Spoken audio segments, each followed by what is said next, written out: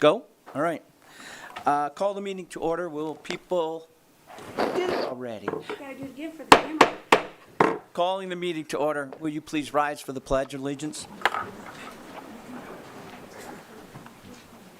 Pledge allegiance to the flag of the United States of America and to the republic for which it stands, one nation, under God, indivisible, with liberty and justice for all. So just so the public understands this very quickly, we have the Urban Renewal Budget Committee, and since I was appointed chair during the budget hearings, that's why I'm up here guiding this portion of the meeting. Could I have a roll call, please? Josh Bachman. Here. Matt Barber. Here. Steve Clemens. Here. Corinne Dudo. Here. David Glabe. Here. Ricky Joe Hickey. Here. Megan Keating. Molly King. Here. Gary Lillard. Here. Mary Ann Meisner. Here. Roxy Ogilvie is absent excused. Justin Rock is also absent excused. Tony Smith. Here. Denise Wheeler. Here. All right, so we have a quorum. Yes? Okay. The purpose of this meeting of the City of LeGrande Urban Renewal District Budget Committee is for the sole purpose of approving the minutes of May 11th, 2026 Urban Renewal District Budget Hearing. We have one agenda on the, we have one item on the consent agenda, and that is to approve the minutes. And I can take a motion for that. I move that we accept the consent agenda as amended. As presented. As presented, excuse me. Do I have a second? All right, we have a motion and a second. Do we need a roll call vote, or would we just do it by hand? I don't think we do on this one. Okay, Just be very clear if you're, I guess, a no. okay. All those in favor of the consent agenda as presented, say aye. Aye. Anyone opposed? All right, motion passes. We're adjourned. I'm going to give Brent a few moments, and then we'll move on to the second meeting. All right. Go ahead. I call to order the City Council Budget Committee meeting, regular session, and I need a roll call, please. Josh Bachman. Here. Matt Barber. Here. Steve Clemens. Here? Corinne Dudo. Here. David Glabe. Here. Ricky Joe Hickey. Here. Megan Keating. Here. Molly King. Here. Gary Lillard. Here. Mary Ann Meisner. Here. Roxy Ogilvie is absent excused. Justin Rock is absent excused. Tony Smith. Here. Denise Wheeler. Here.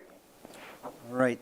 The purpose of this meeting of the City of LeGrande Budget Committee is for the sole purpose of approving the minutes from the May 11th, 12th, and 13th of 2026 City General Enterprise and Other Funds Budget Hearing. We have a one-item consent agenda, and that is to approve the minutes from those meetings on the 11th, 12th, and 13th. With that, I'll entertain a motion. I move that we accept the consent agenda as presented. Second? Second. All right, we have a motion and a second. Very clearly, all those in favor say aye.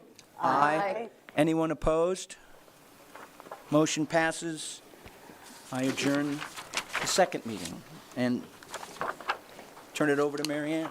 And Steve, would you mind giving the gavel to her too as well and sign the minutes? And then you can hand that all over to her. Thank you. Thanks. Thank you, Budget Committee members. We really appreciate you guys being here. We need a quorum to make that happen. So thank you for taking the time. Welcome to the Urban Renewal Agency regular session. The agenda approval, there is no change to the agenda. Roll call first. Roll call. Item. Roll call. Yeah, I'm sorry. Justin Rock is absent excused. Mary Ann Meisner. Here. Corinne Dudo. Here. David Glabe. Here. Ricky Joe Hickey. Here. Molly King. Here. Denise Wheeler. Here. Okay. There is no There is change. no changes to the Okay. agenda today. The consent agenda that we will be voting on includes, I better put my glasses on. Oh. The approval of the regular session minutes from May 6th, 2006, accepting the fiscal year 2026-27, Exhibit A, Urban Renewal Agency Intergovernment Agreement, and the approving and authorizing district manager to sign a revised MOA with Grande Main Street downtown. If you want to speak up, you got to do it now. You have to do it I now. need a vote. That you were, whatever changes were being made. Remember you and Mary Ann talked about that? We need to have the consent agenda approved? I move we accept the consent agenda as presented. Second. Okay, it's been moved and seconded that we approve the consent agenda. All in favor? Aye. It is now time for public comments. Those individuals who wish to address the council or the agency in connection with any item which is printed on tonight's agenda and may do so at this time. That item is under discussion by the agency. Individuals wishing to speak to the agency about non-agenda items may do so during this public comment section. Please print your name and address on the public comment sign-in sheet located at the podium if you haven't done that already. When addressing the agency, please speak loudly and clearly into the podium microphone and state your name. Persons interested in providing visual public comments shall contact Stacy before. I guess I don't have to do that part. They've already done that. Okay. So we're opening up the public hearing now. And we will, for those of you who would like to make would anyone like to talk to us? Has anyone have anything they want to address to the Urban Renewal Agency that is not on the agenda?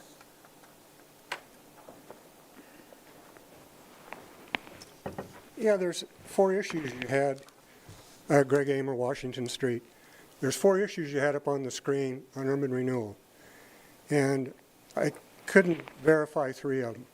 You said you created 145 jobs in downtown LeGrande. I went up and down Washington, I went up and down Adams Avenue, went into businesses, and I said, urban renewal says they've created 145 jobs downtown. Do you guys know where they're at? And nobody could tell me. I went in one business, they said, well, we've laid off 2 people. One business said, yeah, we hired somebody. The second largest employer in downtown LeGrande said, well, yeah, we hired 4, but the marketplace, they're shut down. Where's these 145 jobs that you're taking credit for as urban renewal creating in downtown LeGrande? Well, they were created. They might not be operable right now because they did shut down, but they had been created at that time. Have you got a list of them? I'd like to see them. I don't have a list. John, you got a list? I don't have a list with me at this time, but I'm sure we can get you one. Okay, love to see that. Also, you said you've increased wages downtown 55%. I asked the same business owners, do you know anything about increasing wages 55%? None of them could tell me that factor. You got anything to prove that, John? What I can tell you is that the process that we followed in order to gain the statistics was legitimate and was an absolutely appropriate mechanism for us to be able to gain the statistics that are supported, and we are happy to share the report with you that shows you where we pulled the statistics from. Right. Is this since the agency was started in 1999? Yes. Okay. Wait a minute. This was from 2018 to 2025, the study was done, not going back to 1999. I'm not familiar with what you're talking about. Well, that's the number on the study, 2018 to 2025. Am I right, John? We're happy to provide to you the reports that we have, and it'll give you the information that you're asking. Okay, here's the third one. I want you to listen real carefully. You said you increased property values in the commercial district 7.5%. Okay, I went up to the assessor's office, got the data from him. Yep, there you got 7.5%, okay, in LeGrande. So how does that compare to Baker City? Similar community, Northeast Oregon. Call the assessor's office over there. They give me the data on how much property values increased in their commercial district. 8.5%. They increased more over in Baker City. But here's the trick. I asked them a question, how much money did you guys spend on urban renewal? 0 in downtown Baker City. and they got a larger increase in their commercial value than you did here. Explain that one to me. So what we can tell you, if you'd, counsel, if you'd allow me, or agents, if you'd allow me, what I can tell you is that we have invested a significant amount of money from urban renewal dollars into properties in the urban renewal district. All of those investments did in fact improve the properties and therefore did in fact improve the value. I don't know that we are positioned at this moment to be able to argue with you about that or debate that with you at this moment. But I'd be happy to share that report with you at a time and place different than this moment right now. Okay. You spent $20,000 on this study. And Mr. Bishop said, well, that was a cheap one, $20,000. In half a day, I went up and down Main Street and went up to the assessor's office and answered 2 of the questions. And you spent $20,000 hiring some consulting company to get that information. And Mr. Bishop, why can't he go up and down and do a count on how many jobs were created and how many were lost? What I can tell you is that it's much more technical and a lot more involved than the simplistic way that you're describing it right now. Okay. But again, I'd be happy to meet with you and share that with you in greater detail outside of this venue. Just one more quick thing, the marketplace. I testified in front of you when that was started. I told you it wouldn't work. Which business in downtown LeGrand does $10,000 a day? That was the business plan you accepted. And I said, that's not going to work. And guess what? It didn't work. The last operator who was in there wasn't even paying rent and couldn't make it work.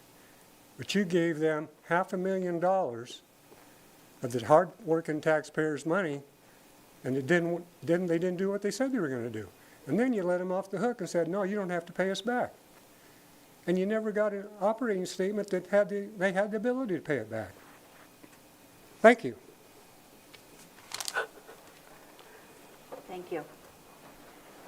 Does anyone else have any comments they want to make? Honorable Council, Brittany Blakeney, live here in LeGrand, Blakeney, We're not counseling. Brittany Campbell. With the agency, excuse me, with the urban renewal. Or the agency. Yeah. Thank you for your correction, I appreciate it. I wanted to come in and just make eye-to-eye and face-to-face contact with you one more time. Last month, I had brought in a proclamation and given you guys time to sit with it and look it over. Yeah, that should be at the next meeting. Yeah. This is urban renewal, so that's at our regular council meeting. It's happening in just a moment, though. Yeah. My apologies for misunderstanding my point. Come back to us in just a few minutes. Just kidding, I'll call in right later.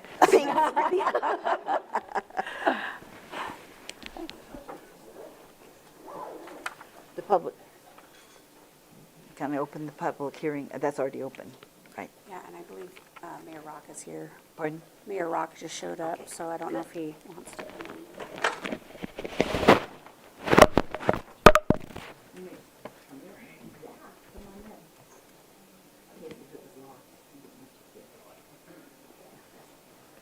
Hello, everyone.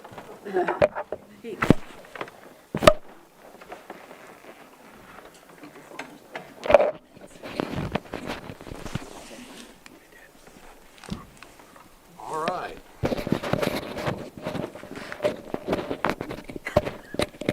Thank you, Mary Ann. So just to be clear, are we done with public comment? Yes, we are. Okay, I just want to make sure. So we're starting. So we're going to 5A. move into the public hearings. Okay. Oh, I got a question. Does this cover the budget too? The meeting that we're in right now is just for urban renewal. The next one that we'll be in will be for the budget, Or for the city budget. for the city budget, yes.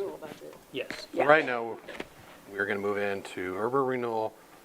The public hearing is now open on the fiscal year 2026, 2027 urban renewal district budget as approved by the Urban Renewal District Budget Committee on May 11th, 2026. The agency members' declarations and conflicts of interest for the urban renewal. Is there any? Nope. All right. Does anyone in the audience wish to challenge the right of any agency member to hear this matter? Let the record show there is none. Can we have the staff report, please?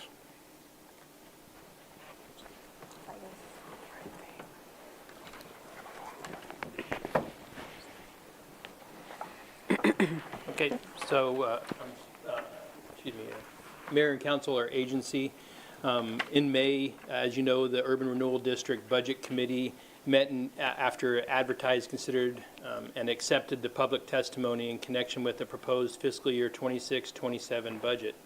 At the close of the public hearing, the committee voted to certify to the county a request for $39,497,591 in the increment value be used for the purpose of dividing taxes, approve the proposed budget as presented, and forward the budget to Urban Renewal Agency for adoption during regular session today. It's my recommendation that the agency pass the proposed resolution adopting the fiscal year 26 through 27 Urban Renewal District budget as presented. Public testimony. Would anybody like to step to the podium and speak about the Urban Renewal District budget only? None? All right. All right. If there is no testimony at this time, we will close the public hearing on the fiscal year 2026-2027 Urban Renewal District budget and invite agency discussion.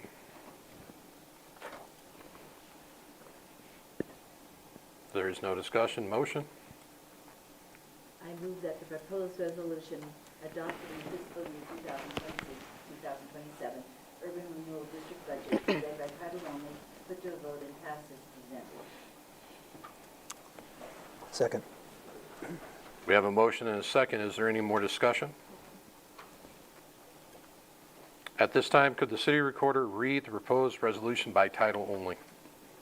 A resolution of the City of LaGrande Urban Renewal Agency of the City of LaGrande, Union County, Oregon, adopting the fiscal year 2026-2027 budget, making appropriations and levying taxes. All in favor? Aye. Anybody opposed? Nope. All right, pass.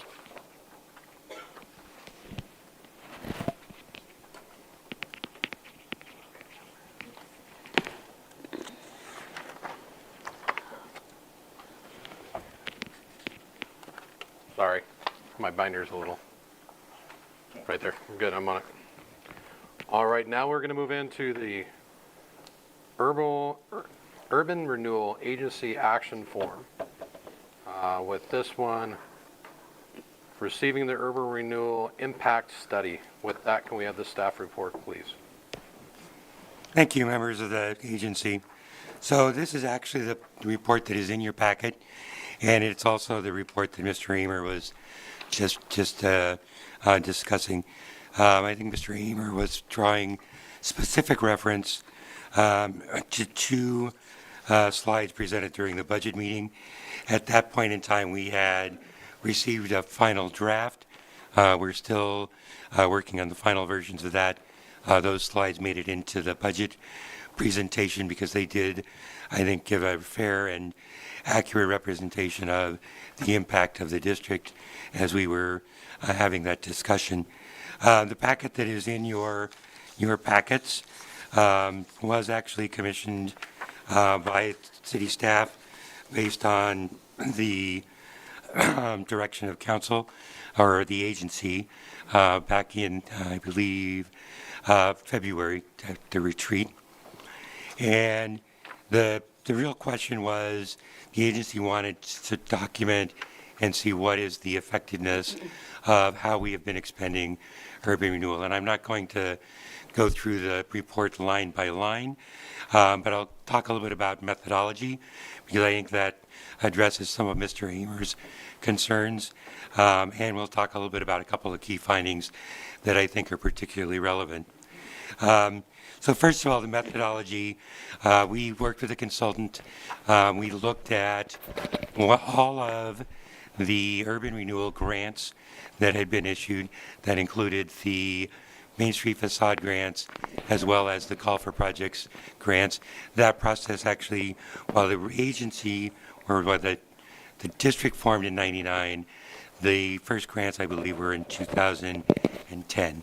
So we have about 15 years worth of grants. Total of the 199 grants were issued, representing 134 individual property addresses. So those were what we looked at for impact. So we looked at those, and what we found when we looked at that is we also referenced those same addresses with the county assessor records for change in property tax value, in real value, as well as tax revenue. So that is where we got those numbers. The employment numbers and the wage numbers, we cannot give you a list of individual businesses because those numbers came specifically from the employment department wage and records. And those numbers, in order for us to get those, they have to be anonymized. Anyway, they have to be anonymous. We cannot provide you tax or wage identifying information for a specific business. There's state statute that prohibits us. So the only way we can share those is in the aggregate. So that's where those numbers come from. So, and I think that Mr. Amer's comment about he went and he polled downtown businesses is a little misinformed. This assessment was done over the entire urban renewal district. So this includes a number of properties that were granted funds that are in the district but may not be downtown. So, for instance, on the south end of town, the Travel Lodge, the vet clinic, the Heinz Meat Company, Smokehouse, and preseason playground, all in that one little cluster, have all been beneficiaries of grants through urban renewal. They're all in the district. All of those would then also show up in a report from the employment department in terms of wage growth or wage addition.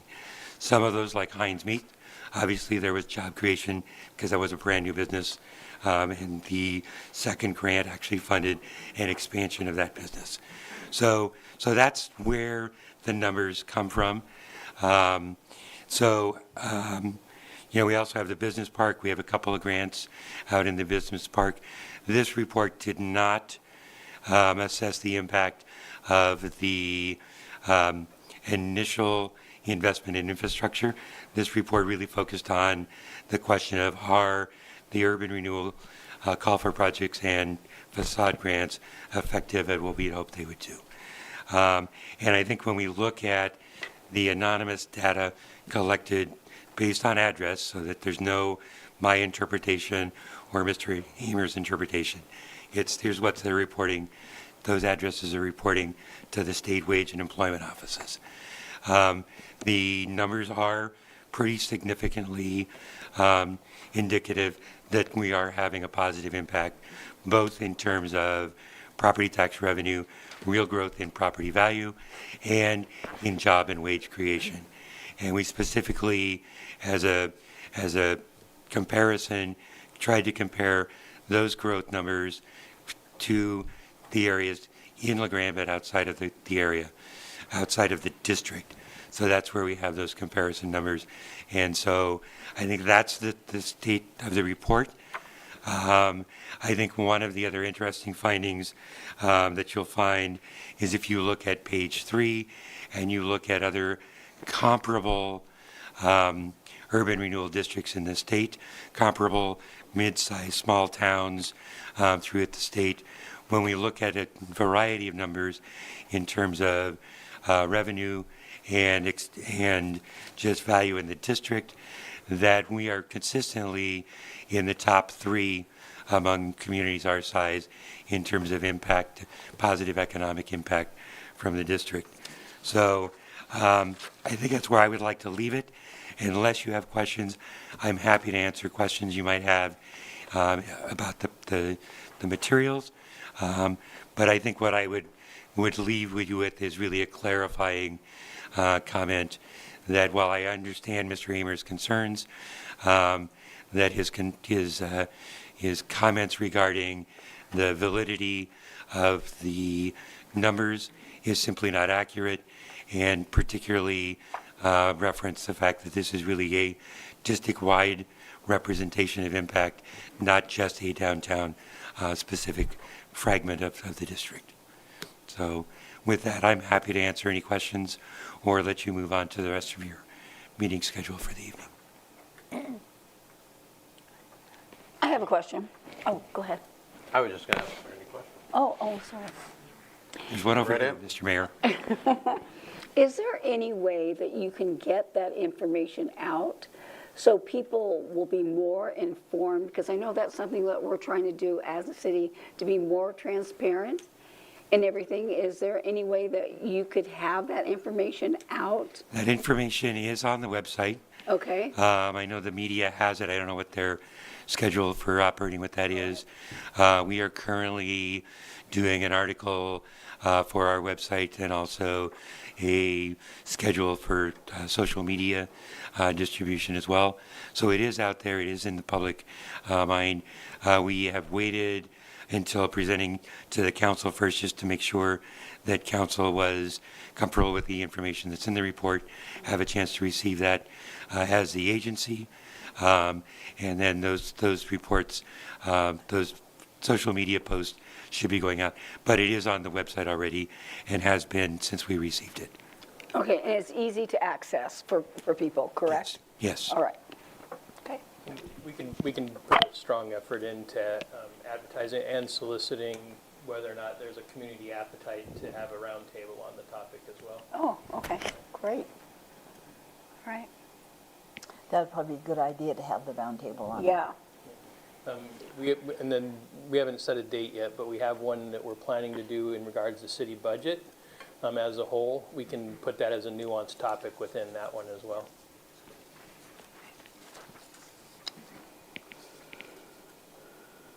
Any more questions for Timothy? Okay, thank you very much. Thank you. Thank you. Public comment. Does anybody would like to speak on this matter? None? Agency discussion? I just think, I've been a skeptic about how useful the Urban Renewal Agency has been and the benefits. I think the advantage of having a consultant give us a report like this is valid data showing the impact of it, and I think it's quite impressive, actually. I think it helps to show how much that investment has returned to the community, and helps to validate, I think, the moves that have been made in the past. Clearly, not all businesses that the URA has invested in have been a long-term success, but the overall impact is hard to deny. And I think this, the report just helps to combat some misinformation around it. Does this report kind of line up with what the one that Rod Sands did? Yep. What do you mean? This report, remember he did one earlier.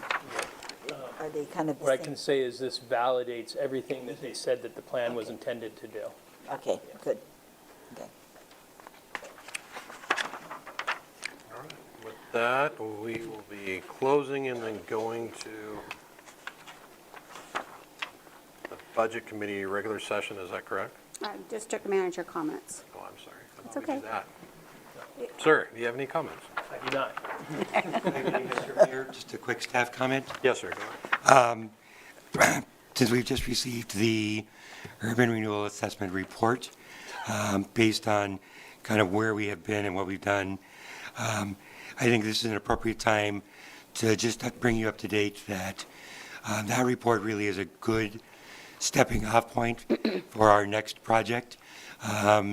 As we work through the budgeting process, one of the line items in our budget was to move forward at the direction of the agency to begin looking at a formal plan for how the agency will sunset over the next 5 to 6 years.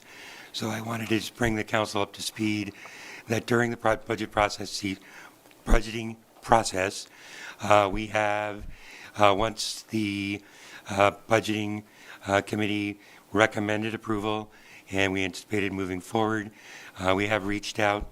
We have engaged a consultant to help us with that process. We're currently negotiating the final scope of work on that project, and we would anticipate coming back to the agency in probably late July with a timeline for that process. Our goal is to run that process fairly quickly, kind of a timeline of July, ending in April, hopefully with enough progress being made that as we go into agency council retreat in January, and certainly as we get into budgeting season in April, that we have some clarity and are building our budget around that strategic plan and what we're anticipating that we're going to see in that in the end. So I give you that just as a heads up. That process we would anticipate is going to be probably 2 or 3 in-person agency meetings and probably a couple of virtual meetings. And so we will let you know as soon as we have a firmer schedule. The consultant that we're looking at and working with is Elaine Howard. Elaine Howard is the premier resource for urban renewal issues in the state of Oregon. She literally is the author of the Urban Renewal Best Practices Manual, and you may recognize her. She's also conducted training with you as the agency for about the last 6 or 8 years.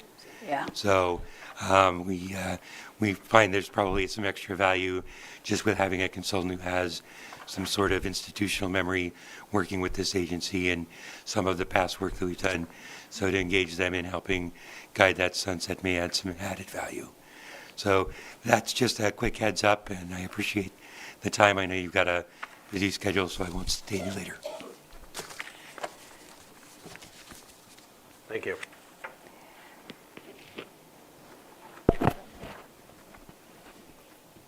We've actually went past the public comment on this part. We're at the end of our meeting. No more questions on urban renewal? Not on this section of it. We're still going through. There's not going to be another section of urban renewal.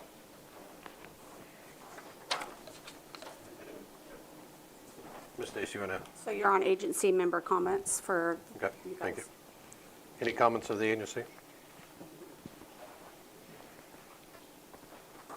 Hearing none. So this section of the meeting, we will come to adjourn, and we will be going into City council meeting. the city council meeting. Yeah. Council meeting. Adjourn. Justin, we can pause real quick if you want to pull out your agenda, if that's easier for you. Yeah, that'd be great. Actually, could you come up here for a sec?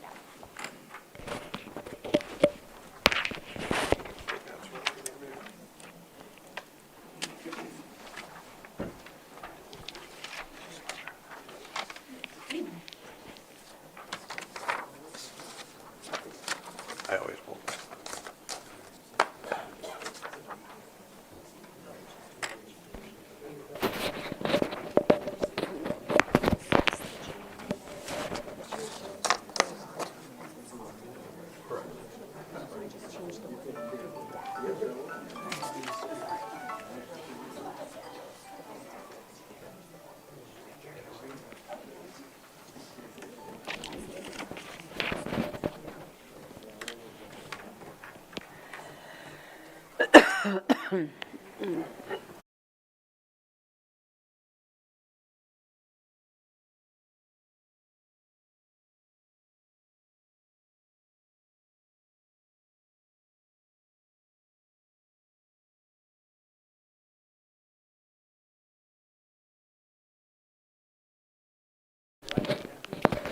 I know.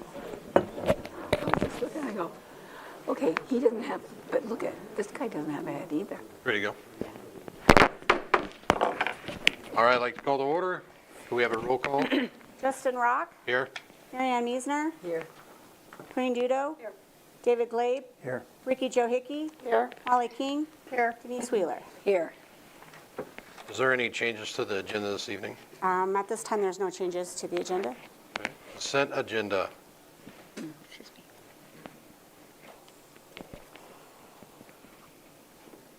Does anybody want to pull anything off the consent agenda? If not, do we have a motion? I move we accept the consent agenda as presented. Second. All in favor? Aye. All right, we'll move into public comments. This will be for the City of LeGrand City Council regular session. This time is for anything that is not on the agenda this evening. You have 3 minutes. Step to the podium if you would like to speak.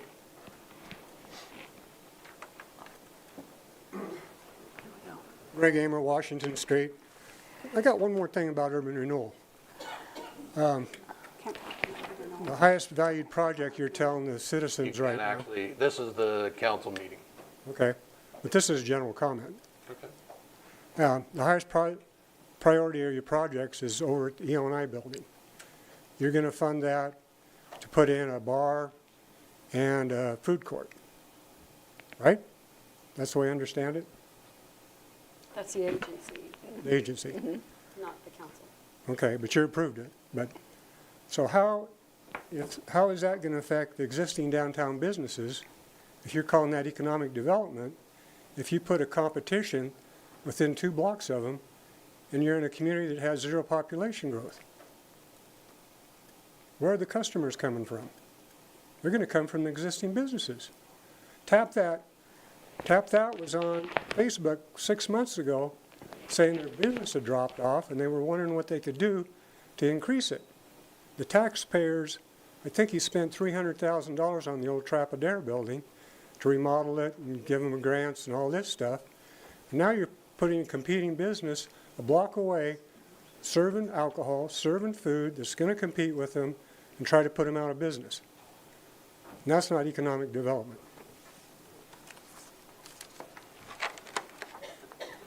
Thank you, sir. Is there anybody else that would like to speak this evening? You are. Brittany Campbell, I live on 26th Street. Did you miss me? As I was trying to get my brain together here, last council meeting, I had sent you guys in a proclamation and, wanted some time for you guys to sit with it. And I just wanted to, make one more contact with you before your decision later this evening. I had noticed, as I was kind of looking back over memories from the first event we had when I founded my little coalition and the first proclamation we had from City Hall, of how much has grown and changed all over this community. And I have been so blessed to be privy to some conversations sent to me of people saying, they'd come into, we have a Facebook page and said, hey, I'm thinking of moving my family to LeGrand or Union County. Is it safe? And I got to hear answers of, not so much, it didn't used to be, but it's so much better now. And I've got to hear people that had moved away in their youth out of fear going, I feel so good to be home. And a lot of that is thanks to the work that the council has done for the city and that you've helped me do before. So this year is the same energy I've came back with. So let's keep up that momentum of bringing people home and reminding the community that there is no member left behind. We're all under the same umbrella of let's bring this city together. And I just want to leave that message of love and hope with you guys as with all you council members as you consider whether or not to agree to the proclamation this evening. And before I sit back down, is there anything any of the council members would like to ask me? I forgot that part last time. All right. Thank you much for your time. Thank you. Thank you.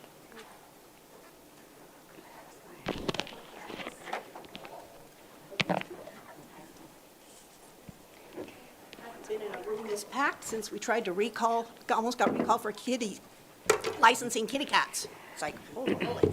Okay, so Good evening, City Council, Mayor. We're here tonight, oh, where'd you go? We're here tonight representing the Seroptimus International of La Grande Club. Joining me is Kate Holter, she's our club secretary. And I'm Dylan Larson Hill, and I don't know why I'm so nervous. Dylan Larson Hill, immediate past president. Now the cheaters. So our club was chartered in October of 1941, and we've had a very long and productive relationship with the City of La Grande, and specifically the Parks and Recreation Department. Come back notes. We purchased the very first kitchen appliances for the Riverside Park Pavilion in 1953, and in 1970, we financed the upgrade for the fireplace. During La Grande's centennial celebration in the mid-'80s, we helped plant all those trees along Island City Avenue. We also planted trees at Burney Park. And after the disastrous fire that destroyed the pavilion in 2011, our club gave $25,000 to purchase the commercial-grade appliances for the pavilion.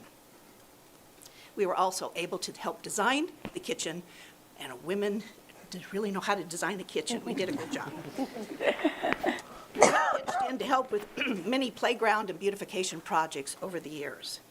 Since the late 80s, we have paid an average of $4,700 each year for swim lessons for all third graders in La Grande. This is done in memory of our longtime member, Margaret Morris, who was a physical education professor at Eastern, who advocated for water safety for children. And that brings us to today's project, the splash pad. Switch. Yep. Yes. Switch gears. Okay, so she did invite me up here, but I'm gonna need that full 3 minutes if that's okay. Like she said, my name is Kate Huelter. I live here in La Grande, and I am the current club secretary for Seroptimus International of La Grande. And I have the privilege of coming and talking to you about our Capital Projects Fund. Every 4 years, our members are able to submit proposals for community projects that they're passionate about, that they'd like to see those funds go towards. And this year was the end of a 4-year cycle, so we are able to do that. And we accept those proposals, we vet them, we allow for oral presentations, Q&A, and then our club decides where they would like to see those funds go back into our community. That money is raised through our Festival of Trees event that we host annually. So it is community funds going right back into our community here. And this year, we decided to allocate those funds to the La Grande Parks and Rec Splash Pad. We are donating a large portion of those funds to it. $30,000 is what we decided to donate to that. Applause. Now, also being on the Splash Pad committee, I have firsthand knowledge of going and talking with community members, citizens, families, businesses, and the support for the project is immense. And they're energetic, they're enthusiastic about the project, and so is Seroptimus. So we are happy to give that money to that project. And also being on the committee, I know that the TRT funding was, of course, up in the air, whether it would be going to the splash pad, and I'm hoping, of course, that funding would go to a project that I'm so personally passionate about, but so is our community. They definitely all agreed that it is money well spent to go back into our community so that families can enjoy it. To see those fences be able to come down, that ground leveled, the need for an on-duty lifeguard removed, the need to pay a fee to access that area removed, and to create a free local space that encourages physical activity for families to come and enjoy would be fantastic. And like I said, our community has backed it and has a lot of support. And luckily we have a parks grant that we have a 60-40 match for. So instead of having to ask the community to chip in $500,000 for a project, we only had to ask for $200,000. And our committee did. We did get that done from different revenue streams. I know Stu's been working really hard, and so has our committee gaining that funding. So we would hate to see us lose that opportunity by losing specific funding for that opportunity, and then having to push the project timeline back, and then have to reapply for grants later on, or have to raise that funds from our community members and businesses. So, like I said, the community agrees that it is money well spent. I myself am excited and eager to have a splash pad, and so are my children, who have spring and summer birthdays and would love to go celebrate there.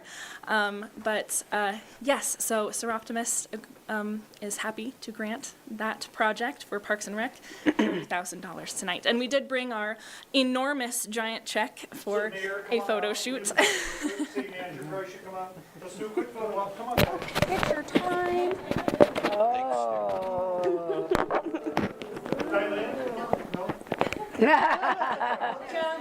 Diane's on the wall, so it doesn't count.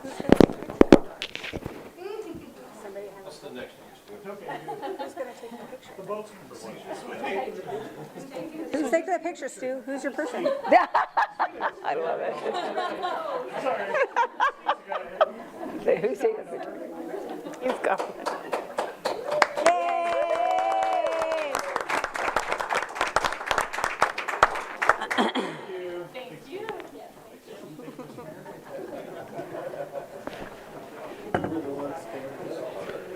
He's excited.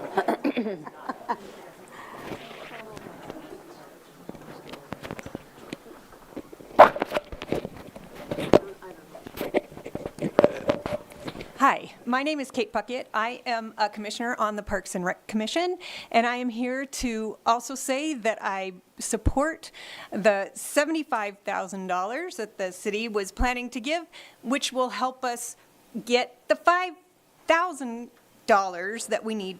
$500,000 that we need to construct the splash pad. So it's important to understand that this smaller contribution will really make a big difference in the whole project. So that's what I wanted to say. Thank you.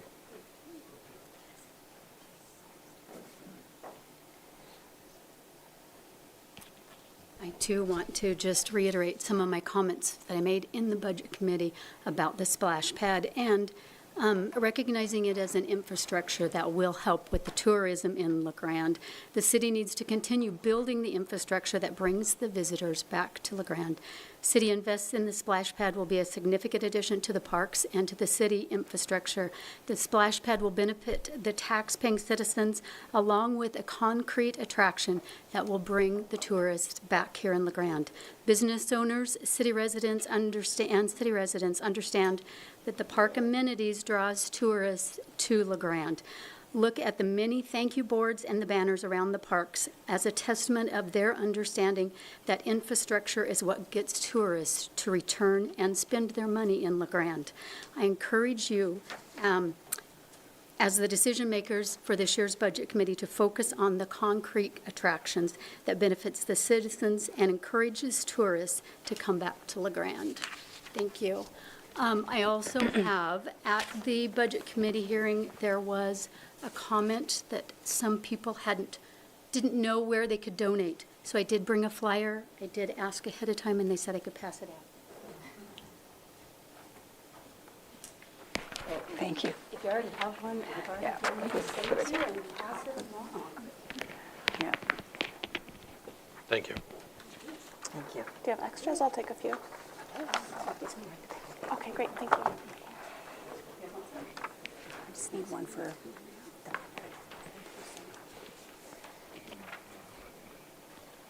have a few extras that I'll put on the back. Excellent. Is there anybody else who would like to make a comment this evening on a non-agenda item? Excuse me. Nope. All right, we'll move in. We're going to move into a public hearing. This is going to be a public hearing and the first reading by title only of a proposed ordinance amending La Grande City Code Charter 24, Section 24-11- camping on public property.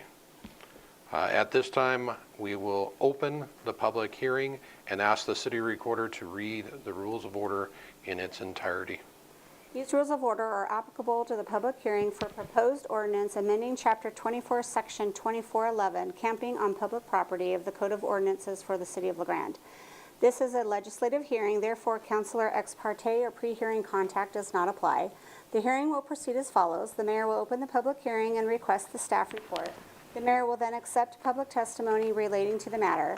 There is a 3-minute time limit for testimony, and the order of testimony this evening will begin with that of proponents, which are those in favor, followed by opponents, those opposed, and ending with those neutral to the ordinance being adopted.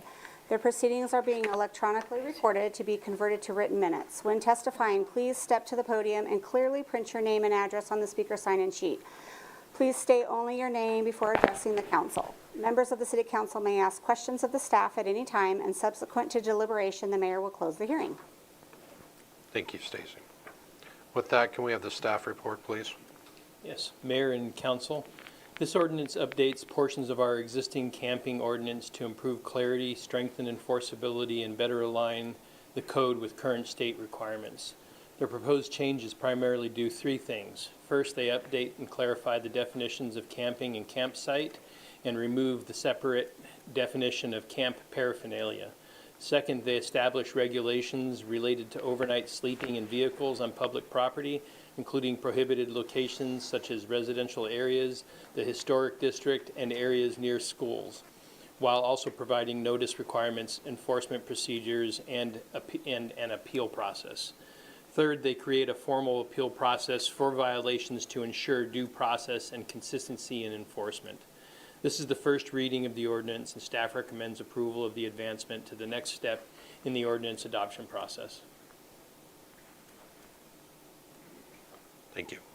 Is there any questions? This just cleans up the language that we had prior.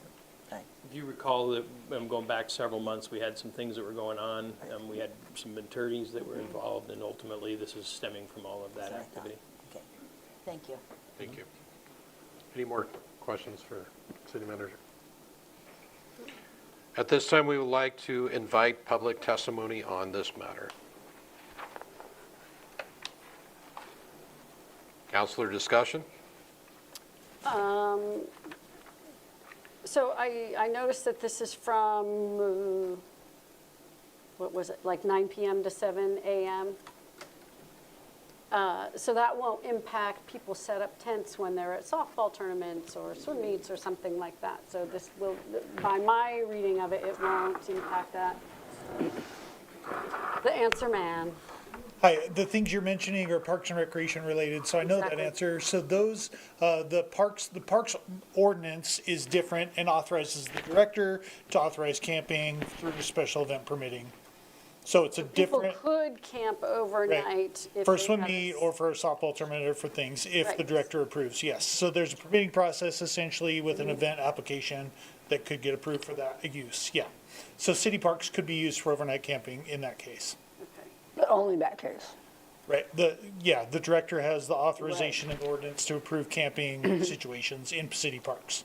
Okay. Not just those cases, but yes. Yeah. Okay. That was just, I just wanted to make that clear. Okay. Thank you, Stu. Any more discussion? Can we clarify what a type 1 violation is and how that's different from what was in there previously? That's a really good question. Chief, are you able to speak to that? I'm sorry, I didn't hear the question. Just a clarification on what a type 1 violation is and why that language needed to be changed. I'd have to get back to you on that one. Okay. Yeah, I don't know the answer as well. Where are you? I'm in, sorry, we're talking about the penalties, penalties and enforcement, number 1 and 2, page 4.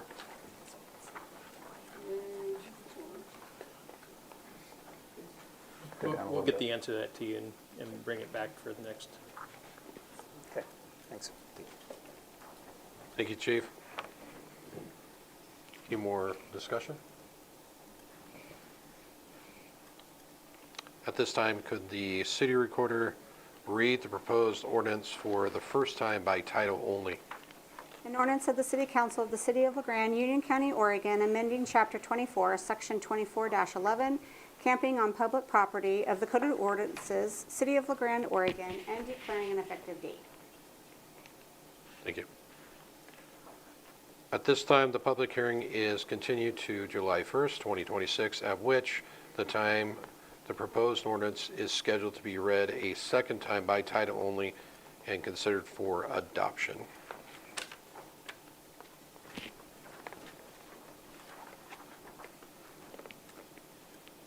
All right, we are going to move into resolution adopting the budget, making appropriations, leveling of tax, sorry, I'm a little behind tonight, for fiscal year 2026 and 2027.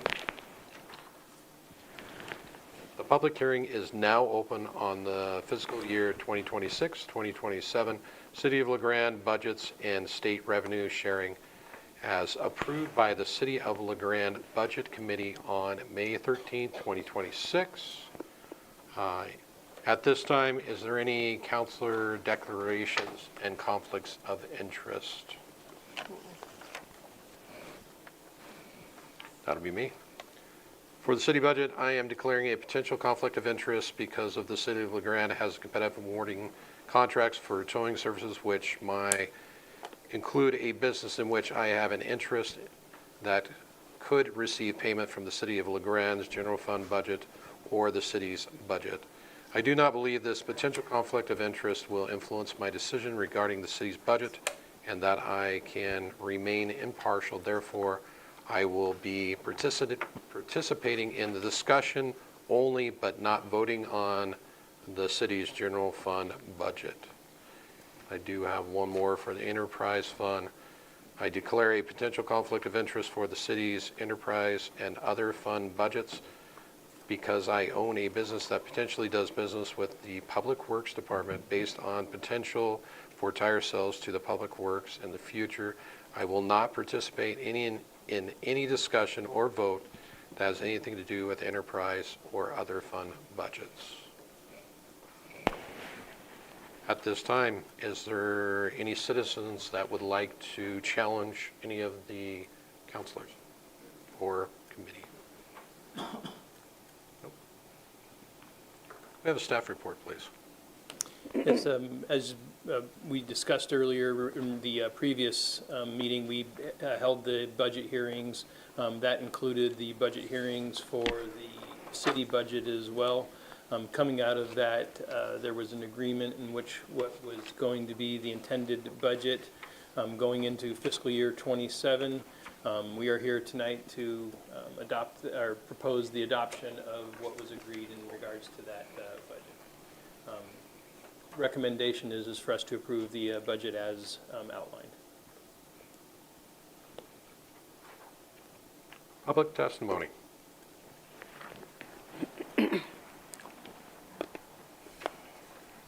Greg Amer, Washington Street. Well, we talked about the building maintenance person. You're billing us $51 an hour for that person. And Corinne, I think you told me that that was acceptable. That was to you. So I went and did some homework. You talked about this being an old brick building. So I went and found an old brick building in downtown LaGrande, contacted the property manager. I said, they're billing us $51 an hour for building maintenance. They go, really? I said, how much are you paying for building maintenance in downtown LaGrande? She goes, well, it ranges depending on the skill level. Starts at 26 and it goes to 43. It doesn't go to 51. Or what about cleaning? Well, maybe 26. So you can get cleaning done. Across the street, they were getting it done for less than 20. She can get it done for 26. I know a gal that does it for 30. But I can't find anybody who does it for 51. So why are you billing taxpayers 100% more or 20% more than what the market is? And then I look at the budget for the building maintenance and their wages. Not their total costs, it's their wages. In the last 2 years, the budget shows their wages and increase 15%. Total 15%. That's what the budget you're going to accept tonight. 15% of what they did make correlates to an increase of $573 a month. Now, how many taxpayers that are paying the bill are getting their monthly wages increased $573 a month in the last 2 years? That seems unacceptable. And you got 120 employees. Building maintenance is the only one I can see the numbers on wages, but are they all getting a 15% raise in the last 2 years in this accepted budget? You know, I got on the budget committee 2 years ago, and I was asking the department heads what were they doing to control costs or lower operating costs. Steve Clements, the mayor and the chairman, said, well, this is unprecedented. What do you mean? 10 years ago, you were told your expenses were increasing faster than your revenue, and you sat on your butt and didn't do anything. And now you're going, geez, I wonder what's going to happen. And you guys all were there at that budget meeting and didn't say a word. 14 people, and nobody said a word about why we shouldn't control costs. Thank you. Thank you.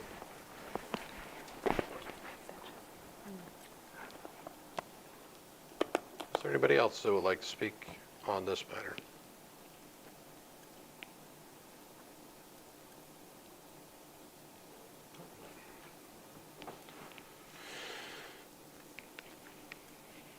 All right, if there is none, we will close the public hearing on the fiscal year 2026-2027 City of LeGrand budget and state revenue sharing, and invite council discussion. So I have a proposed amendment to the budget.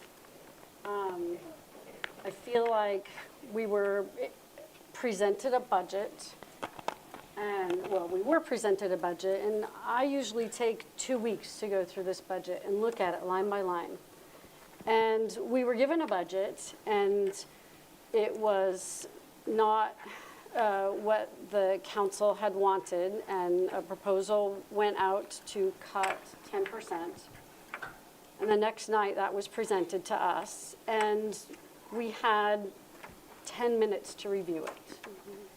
And, you know, I went over it in a cursory way as best I could. There were some things that I was satisfied with. And I voted to adopt it, even though I declared that I thought it did not feel good. The cuts were significant. And I looked at it further and found that there were some cuts that were very significant to our community. And the parks, the role that the seasonal parks worker, that's the person who picks up the trash. That's the person who mows the lawns. We have a permanent as well. They clean the graffiti. They make our parks look nice. They are the ones who make our parks are forward-facing. And when people come to our town and people who live in our town who use them, that is what they see. If we don't maintain them or we don't pick up the trash, I think that's really a disservice to the community and not what I want to do. That's not what I want my city to be like.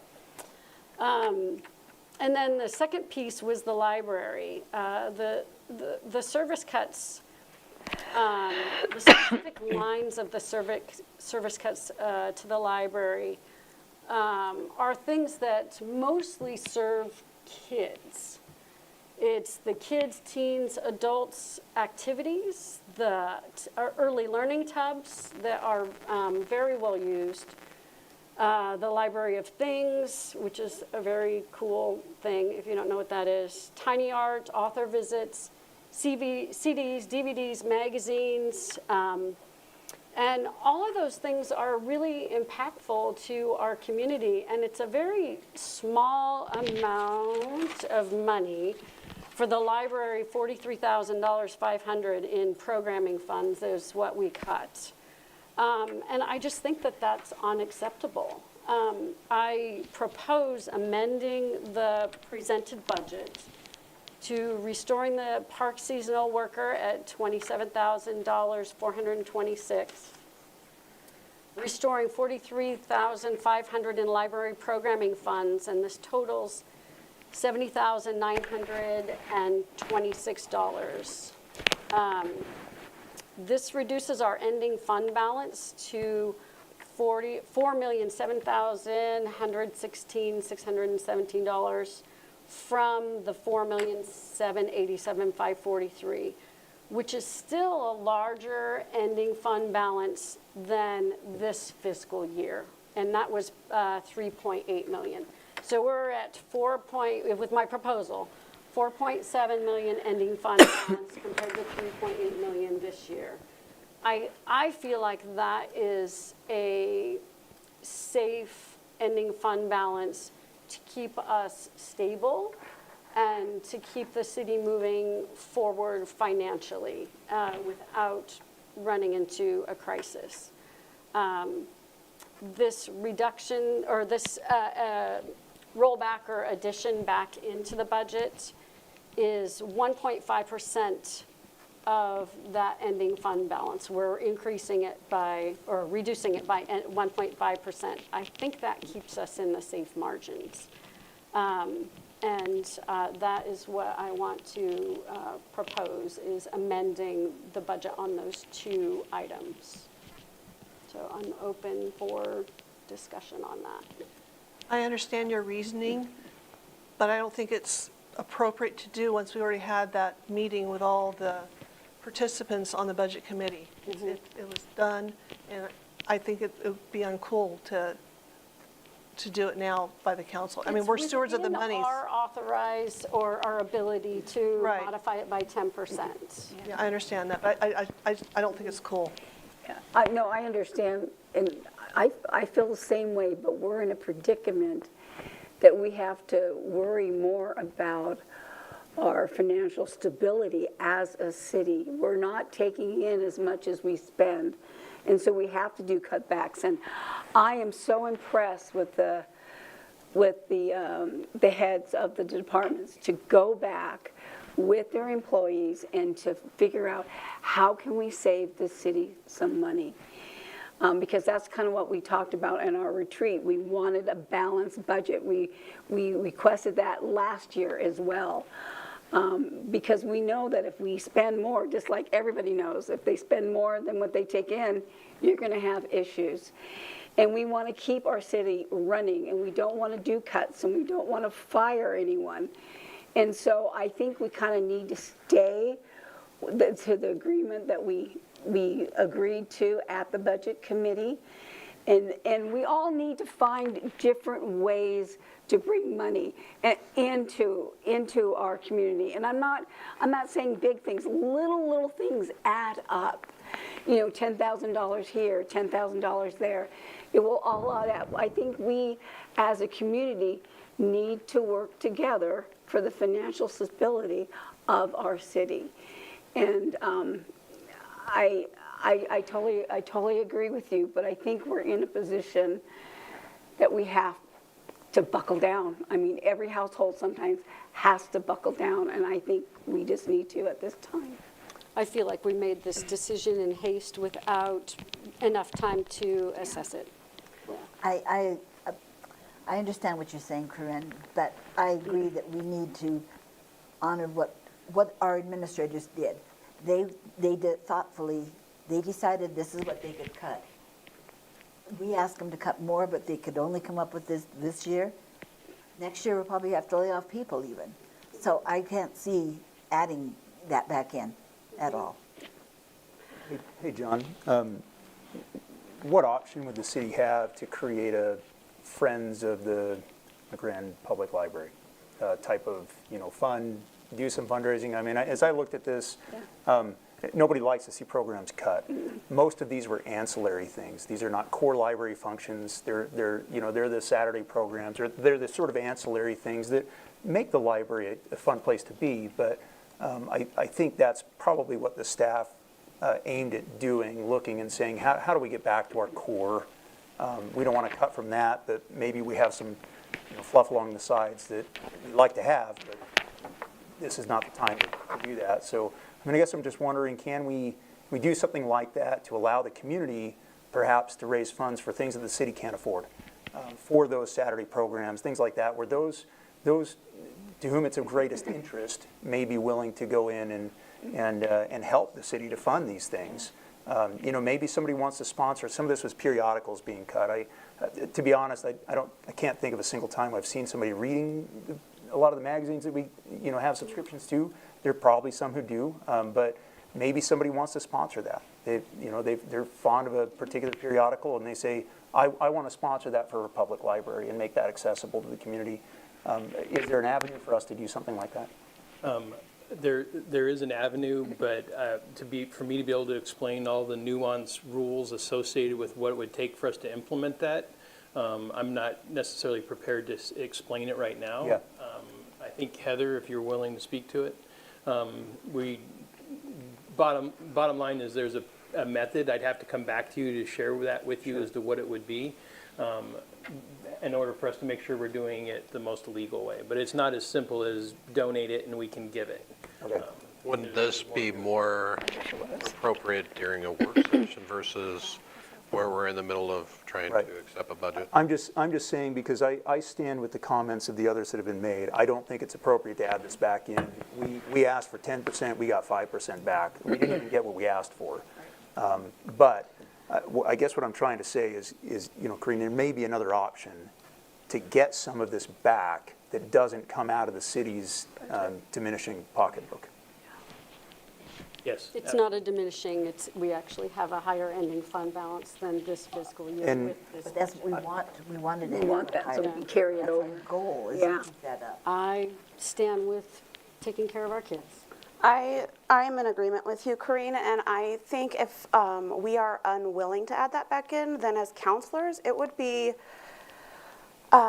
exemplary of us to forego any sort of payment from the city and reallocate the funds that would normally come to us, those $75 a month that we get, to the library funding, at the whole council. So there's some legalities associated. I understand what I'm saying, but I'm just saying, like, in the whole scale, like, the whole realm of things, and just wiping out an entire, when you look at the budget, the library took the biggest hit. Actually, I think the fire department took the Okay, biggest hit. well, all right, I stand Yeah, I corrected. think so. However, when we talk about people accessing services that they need on a regular basis, they go into the library. The fire department, I absolutely stand by the fire department, and I appreciate everything, the free car seats, everything. But when I go to the library, it is full of people who are needing help, needing assistance, and the library provides it. And that is because of the programming that we offer, that they are able to go in and do that. And I agree with Corinne, 1.5% is not that much. And I agree, we did not have enough time to look over that budget and discuss it. We did not have enough time. When we look at the costs, it is personnel costs. Personnel costs. It is not programming. And why take away the programming? That's why we have to rely on the directors. That's why they came back to us with that number. So we have to rely on them. To do it. Less than one day. But I think they also knew that we were probably going to ask that, because we asked that also the following year, that we were overextended. And then we looked at the budget this time, and it was unsustainable. I mean, it was huge compared to the year following. I agree. And so I think they kind of knew that this would be happening.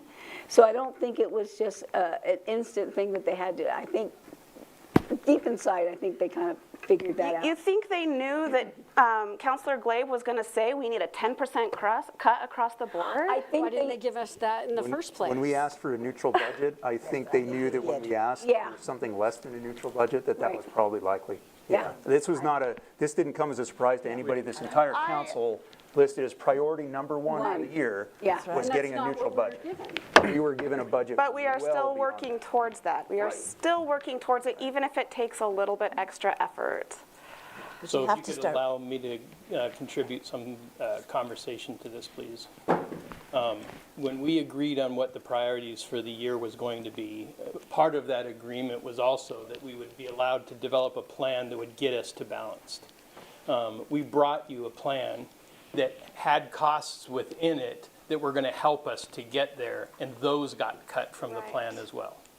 Simultaneously, I will say that when the staff met and discussed what we needed to do here, they were unified, and they did the best that they could, shy of laying people off in order to be able to meet the requirements. That was the only way we would have been able to meet the requirement that was being levied, with the acknowledgement that we were still going to implement the plan that we have built together that is going to make sure that we achieve the balance that is being asked for and sought by this council. And we will achieve it. They've committed to that, and they will get there. Simultaneously, they unanimously said they do not want this amendment to occur. They want to support what was originally agreed to and want us to move forward with what we said we would do and give us the chance to prove that we will do what we said we would do. But give us the chance to do it, and my request would be, let us do it. Because some of the differences in information and perspectives of what is going on here is a lack, what I would perceive as a lack of just getting behind us and getting us the opportunity to do what we say we would do. And I can tell you that even in the last week and a half, or since the budget hearings occurred, this team has already, not even gone into fiscal year 27 yet, has already identified what I'm currently counting at approximately $1.5 million of savings and or additional revenue that we will gain going into the next year. And it's all stemming from this. But what we need is to have reinforcement from the council to let us do what we said we were going to do.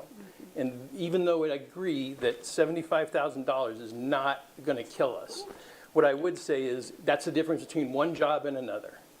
And so my request would be, let this team do it. And if you want to hear from them, I'm not speaking and putting words into their mouths. This was their words and their desire that we would just support what the committee originally approved. Okay. Thank you. The next best thing is motion. I have heard otherwise.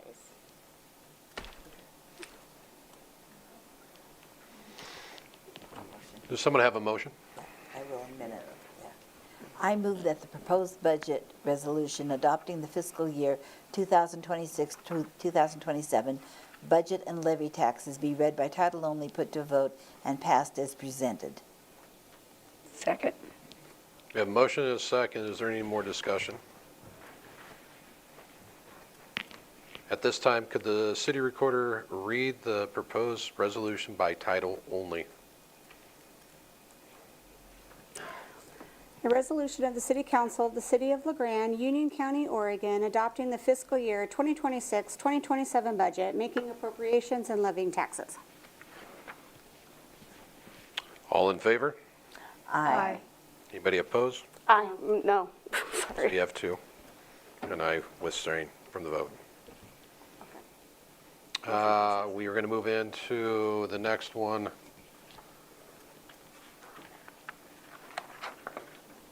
We are going to So you're just going to, state revenues. yeah, you're just going to entertain the motion because we Entertain a motion. It's number 10. Let me go back up there. Yeah. Where are you, Stacy? Number move- 10, 5B 10. I move that the proposed resolution electing to receive state revenue be read by title only, put to a vote, and passed.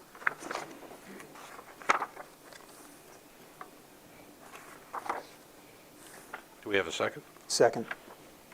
We have a motion and a second. Any more discussion? Could the city recorder read the proposed resolution electing to receive state revenues by title only?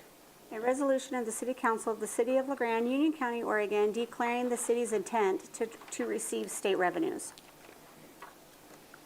All in favor? Aye. Anybody opposed? Pass. All right. We will be, looks like no unfinished business. We will be moving into new business. Considering partnerships supported for the LaGrande School District 2026 Tiger House project. Could we have the staff report, please? Yes, Mayor and Council. This item was discussed at our previous council meeting last month, so I'll keep my remarks brief. The request before you is to consider partnership support for the LaGrande School District's Tiger House project, a longstanding career technical education program that provides students with hands-on construction experience while helping create needed housing in our community. The recommendation before you is consistent with the partnership approach the city supported when the program was first established. Staff is recommending a targeted waiver of certain city fees while continuing to collect fees that represent direct city cost, state-required charges, and system development charges. Under the proposed, approximately $36,025 in fees would be waived, while approximately $72,514 in fees would still be collected by the city. Staff believes this project aligns with the city's housing goals, supports workforce development, and continues a successful partnership with the school district.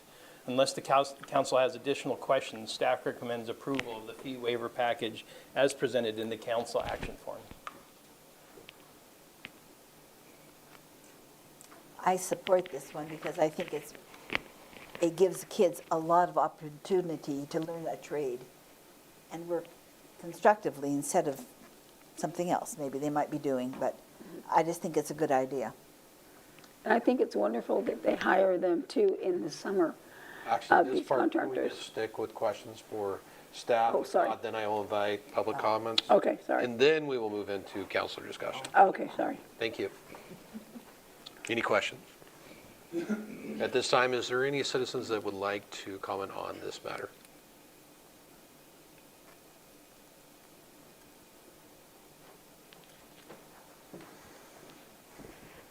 Hi, Brittany Campbell, 26th Street. I had a quick note pop into my mind about it, supporting, if you guys were to support doing that for the kids. I recently learned about a company that bought up a huge amount of our spaces in our mountains and land around Union County and a lot of northeastern Oregon. And now you can't go to a lot of them that a lot of our more outdoorsy kids used to visit, like the High Valley waterfalls, without a massively expensive permit. So I just want to say I really support things that'll help keep our youth a little more hands-on busy, because we've lost a good chunk of it. Thank you.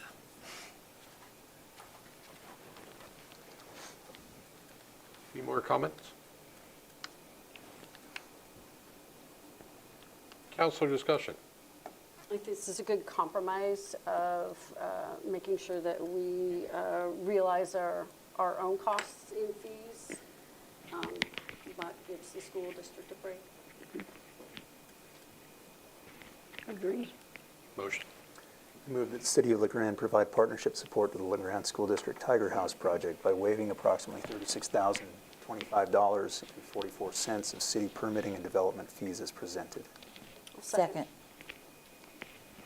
Any more discussion? I think we will see the value at some point when the houses are done, because we will be getting tax money back from it, so I think it's a worthy project. We have motion and a second. All in favor? Aye. Aye. Anybody opposed? Very well. All right, looks like our next one is considering a resolution initiating vacancy proceedings and establishing a public hearing date. With that, can we have a staff report? Of course. In the spirit of baseball season, I am pitch hitting for Mr. Boquist today. So the action form you have in front of you is a resolution initiating the vacation proceedings. So this is not actually the vacation. This is just moving forward with the process. So if you will consider and pass the resolution attached, they will set a time for this to go before the Planning Commission, and then it will return here for an actual process of vacating the right-of-way. The area is off of North Cherry Street between Cove and East Penn Avenue. It's vacating 10 feet on either side of the roadway. This is a right-of-way that's 80 feet wide, which was originally what the city would do. We would vacate 80 feet for a roadway. We've since moved our standard down to 60, so this would still remain as pretty much a standard roadway right-of-way through the area. And happy to answer any questions you may have. What about beyond that? Isn't Cherry Street wider there too? I believe on the If I map, look at the it shows picture. that it is. That block did not request to be included in the vacation, so the vacation is initiated by the citizens. They go around and get the signatures. If they're unable to get even one signature along the frontage of the vacation, then it doesn't come before you guys. So if somebody on the other block did not want the additional property, then they would just take the block that did have all the signatures. So the purpose of the vacation is that little strip goes to that property owner adjacent? Correct. Are there sidewalks there? What was that? Are there sidewalks? In that area, no. No. Because I think you said something in here about them, some of their garages or some of their property kind of runs into that anyway, right? Yeah, so a lot of times citizens will construct fences out further in there because, you know, the edge of the right-of-way is still a good 15, 20 feet from the edge of roadway, so they like to fence in the yard and use it. This would just avoid us from having to do another process, which is an encroachment agreement, which is filed with the city, where the citizen takes the responsibility for financial removal of the fence if we ever did decide to come through with public improvements. So this officially gives them that 10 feet of property. They can do whatever they want with it. They pay taxes on it, so. So you don't foresee ever needing to put sidewalks in that area? No, with our new roadway cross-sections, they have a total width of 60 feet. So With this the was. sidewalk? Yeah, with the sidewalk and the setbacks and adequate room for all of our infrastructure. So it's really an additional 20 feet that was taken decades ago that we no longer utilize. Okay.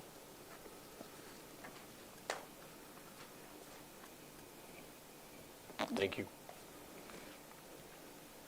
Public comments. Would anybody like to speak on this matter? Councilor discussions? Motion? I move that, oh, go ahead. No, you go. No, you go. Proposed resolution initiating vacation proceedings and establishing a public hearing date be read by title only, put to a vote, and passed. Second. We have a motion and a second. Any more discussion? At this time, could the city recorder read the proposed resolution by title only? A resolution of the City Council of the City of LeGrand, Union County, Oregon, accepting a petition for the vacation of the east and west 10 feet of the North Cherry Street right-of-way between Cove Avenue and East Penn Avenue and establishing a public hearing date. All in favor? Aye. Anybody opposed? Nope. All right. Thank you very much. Thank you. Thank you, Kyle. Considering a resolution authorizing the city staff to apply for a Oregon Parks and Recreation Department grant for the construction of a new splash pad at Pioneer Park. Mr. Mayor and Council? Oh, sorry, thank you. Well, my screen just went dead, so we'll just wing it. So essentially, so this is a resolution authorizing staff to apply for a local government grant through Oregon State Parks, which is the grant that was spoken about by one of the committee members earlier. The grant's for on or about $300,000. It'll probably be for more or less than that.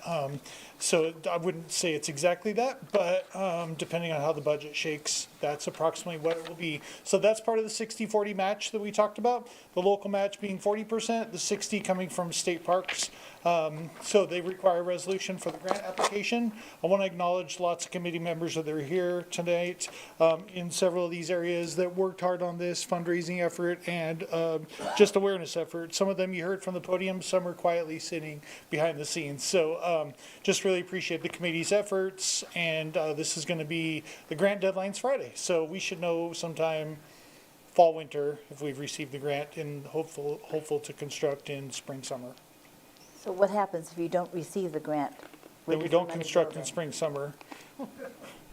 Then we'll go back to the drawing board, the committee comes back together, we either try again next year at the next grant cycle, we look for other funding opportunities, there's another one in November that we could possibly qualify for as well. Okay. It's a 50-50 match, not a 60-40, so we might have to raise a little more money.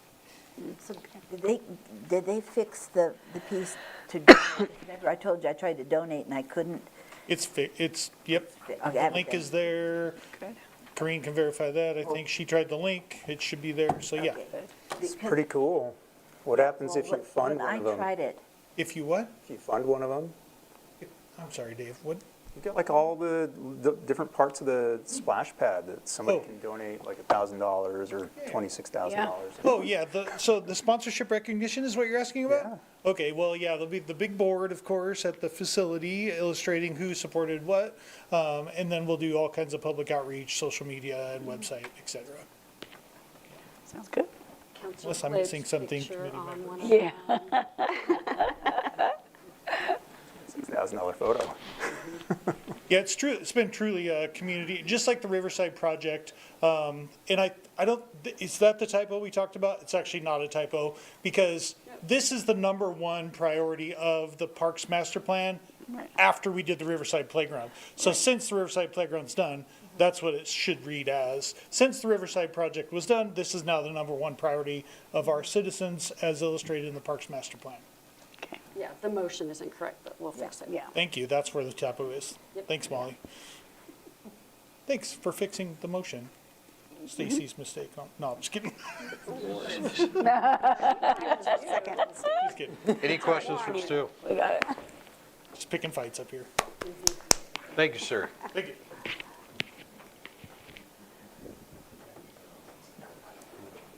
At this time, we would like to invite public comments on this matter.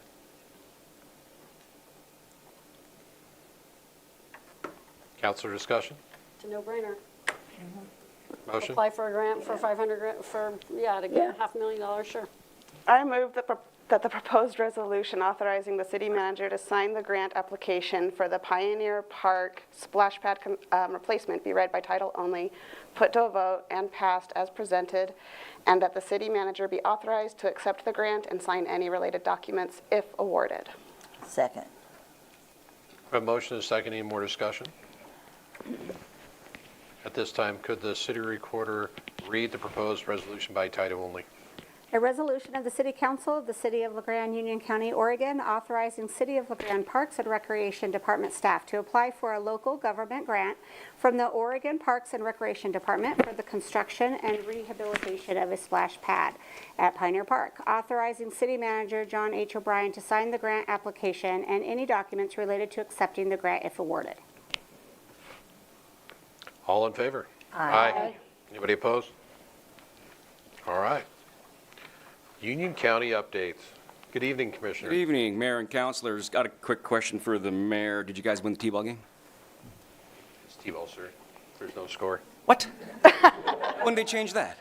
Anyway, it's kind of sad to hear that baseball's coming to a close here in the spring, but thank you for donating your time to coach. That's awesome. Yesterday, took a tour of the fairgrounds with Elkhorn Media Group and the sheriff. The Mount Emily building is almost complete. I actually saw new bathrooms. And Garrett's going to post them on Elkhorn Media Group, so I don't know if he's done that yet, but I tune into that on Facebook or their website. They still don't work, but they look fantastic. They're there. Yes, super excited. The RV park looks fantastic. What's that? No flushing yet. No flushing, no water. No, still got to go across I-84 and the Grand River. Just like the city, we have gone through, I don't know how many budgets I've gone through here in the last month, but we will be proposed adoption of the budget on the 24th of this month, 9 a.m., if you'd like to join us. And our mandated Greater Idaho meeting will be on the 10th next Wednesday at 9 a.m., if you'd like to attend that as well. Besides that, can't wait for budget season to be over and get into 4th of July and celebrating our beautiful country. 250 years. Yeah. Yep, 250 years. With that, I don't have much besides if you have any budget questions on the county. I think you guys had enough questions on the... Any other questions? Yeah, I would love to give some tours out of the fairgrounds, but it is very dangerous, uneven ground, and as soon as the asphalt maybe gets in and we get the grass down, it'd be safer, then we can maybe do some small tours around, just little sneak peeks. I'll try to get some more pictures and post them on my Facebook page as well, and Instagram. But it is super exciting. Awesome. All right, thanks, guys. Well, thank you for all your hard work. Thank you, yeah. You bet. Couldn't have been done without you. Staff comments. Is there any staff that would like to make comments? I think this is the first time I've actually volunteered to come. Good evening, council, mayor, city manager, directors, community members, friends. One thing, Councilor Glabe, I didn't do this, but Kyle did some homework. And to answer your question, a type 1 violation is under Article 1-48 of our city ordinance. And it's violations which represent threat to public health, safety, or welfare, or those unapproved actions deemed to be potentially create serious adverse environmental and or land use consequences as the result of continued activity. So hopefully that helps, and if you need more, I'll have to go back to Kyle. Job, Kyle. I just wanted to share with you a little bit about our story at the PD. So what's going on right now is I just wanted to inform you that we're busy. So what does that mean? And I like to come up with, and I know that Chief Bell did this too, but stats don't tell the whole picture, but it does help paint the reality of what we're facing in LeGrand from a perspective of law enforcement. So just for the month of May, just 1 month, the LeGrand Police Department police officers responded to 1,108 calls for service. That is an average of 36 calls for service a day. Our detectives are down 19 cases right now. In that 1 month, we did 49 arrests and 174 traffic stops on top of those calls for service. Our dispatch center fielded a total of 2,900 calls in 1 month. Of the total calls that come in, just the LeGrand Police Department represents about 44% of those calls for service. And there's 22 agencies that we dispatch for. So in the day of a police officer, I just randomly picked one day, May 21st. It's a Thursday, it's a school day. I just want to go through with you those 36 calls, a gist of what they are so you can kind of grasp how busy and what it is that our officers are doing. We responded to 7 mental health related calls for service, 5 trespasses in progress calls, 2 harassment calls, 1 attempted suicide call, 1 threatened suicide call, 1 overdose, 1 allegation of rape, 7 suspicious person or vehicle calls, 1 burglary alarm, 1 motor vehicle accident, 1 loud party, 1 missing person call, 2 domestic violence calls, and a handful of miscellaneous others. So I just share that with you so that you kind of have a little bit of perspective of we are busy and be proud of your officers. Because here's something else. I pulled up stats, and your police officers on calls that are non-emergency, our response time is less than 5 minutes. If it's an emergency, less than 3 minutes. Thank you. Yeah.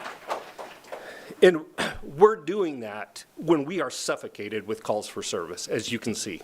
Because not every one of those calls, but a lot of those calls also require report writing. They have mandatory training that they have to do between all this and collateral duties that they also have. So anyway, do you guys have any questions of me? Is there any particular time of day that is heavier in receiving calls? Daylight. Daylight, okay. Yeah.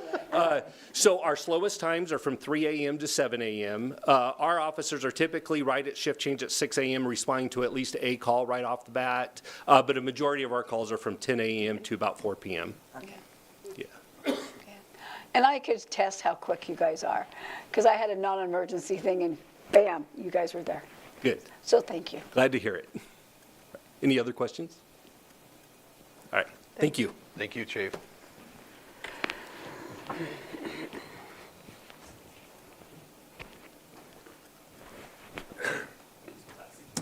Back again.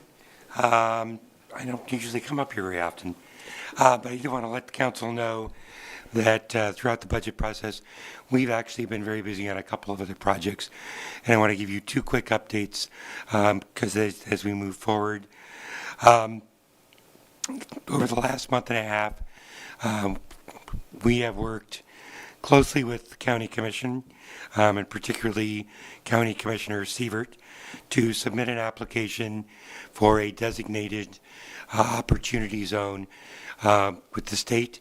That's actually a federally recognized incentive program. It is based on census tracts, and it's not a typical incentive tract that is really about grants, but it is intended to leverage outside capital investment in projects within that census tract. So we did complete our application, thanks in large part to the work of Commissioner Sievert. I bring this up because I think this is important discussion that the council has had, and also the agency, as we've talked about incentives and economic development, and really looking at an opportunity to find resources that we can utilize outside of the urban renewal district boundaries. The opportunity zone is defined by census tract, so it gets a little messy. It doesn't necessarily follow jurisdictional boundaries. But this particular census tract really runs along Adams Avenue from Highland Avenue all the way out, but does not include Hot Licks. Crosses over, comes back on Peachtree Lane, and comes all the way back in to Highland City, and then comes back Highland Avenue.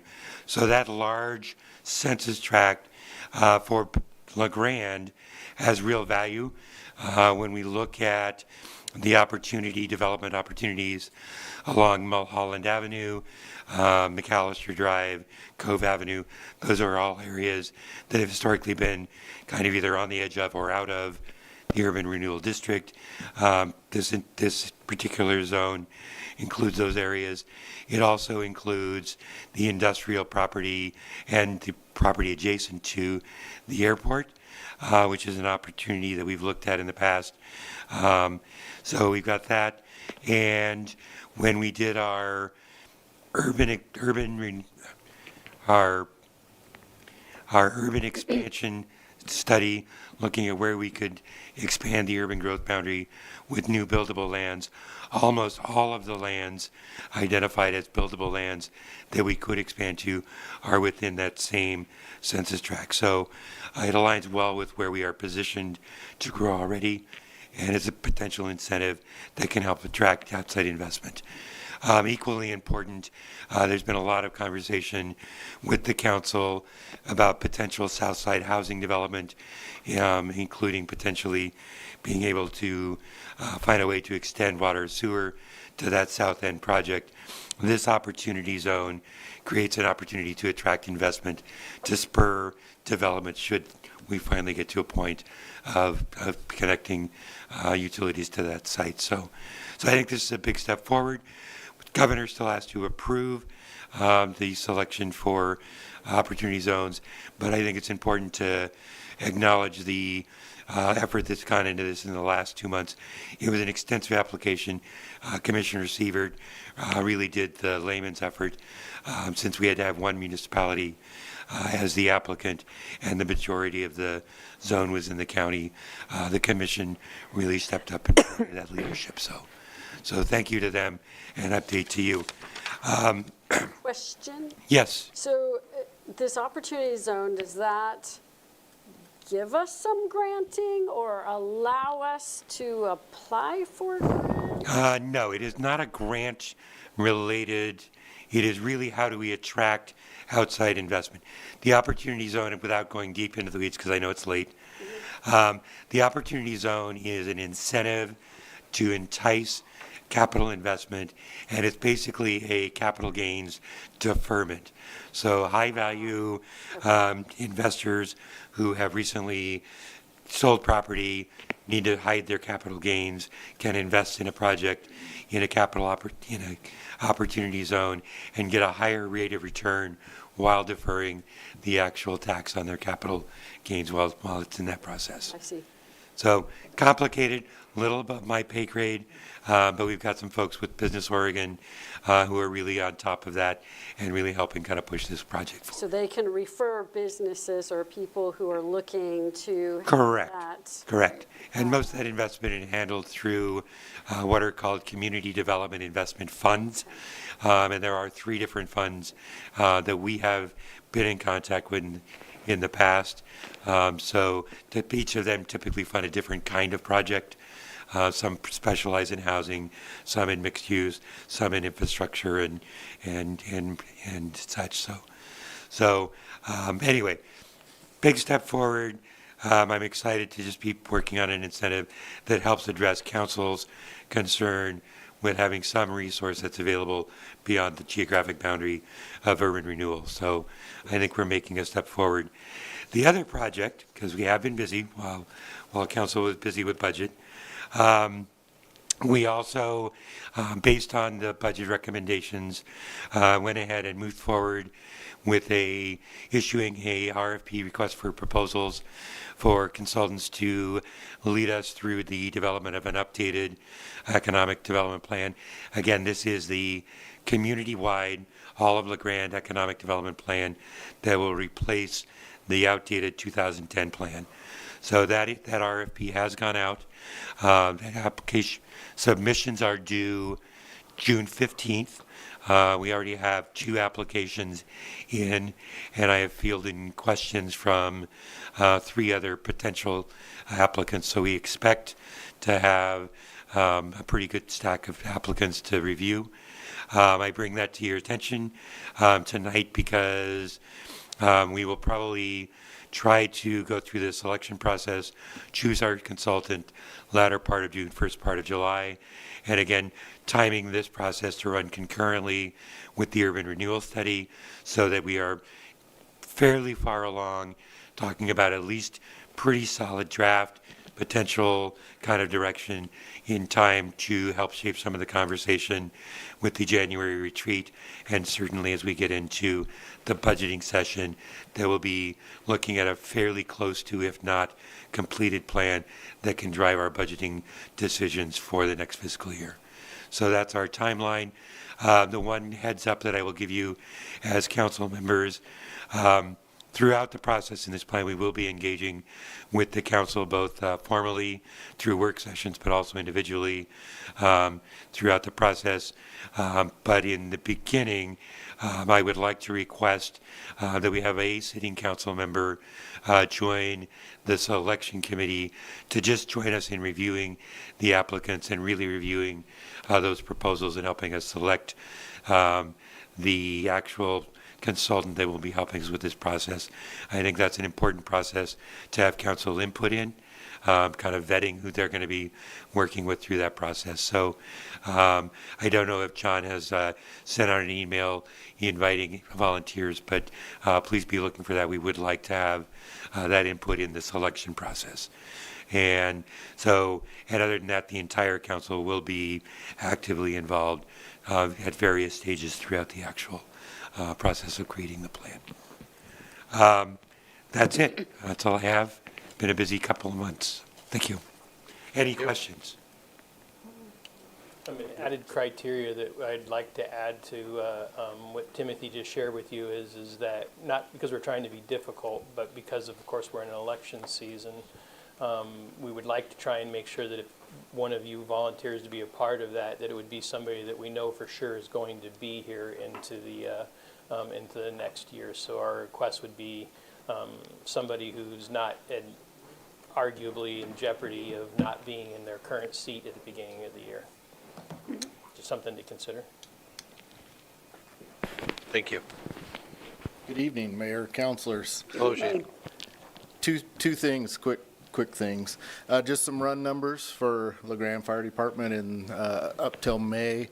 We ran 1,344 calls for service.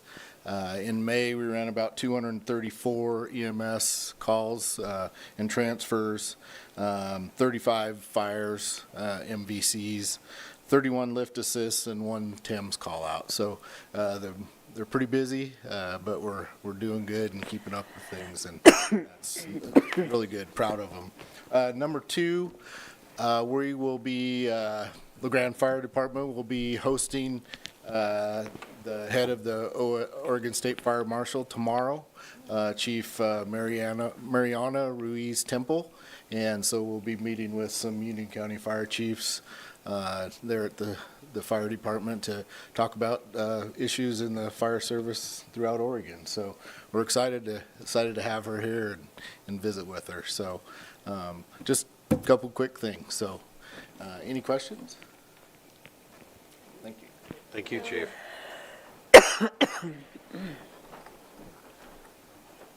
Just the other thing I was going to share, in light of the budget cuts, I wanted to share with you, one of those things that were cut were the signal box wraps, which are the artwork that goes on the signal boxes, mostly downtown at all the lights. They're the electrical components that control the lights. So after that cut was made, a donor reached out and paid for them with a donation. So that project will go forward into the future. So that'll happen, fall, winter, and be installed in the spring. So really cool. There's been a really strong outpouring of support from the community, I think, in light of what we're going through, which is great. That's just one of the successes that has been immediate. So really cool stuff. Thank you. That was $9,000, right? Wow. Yeah.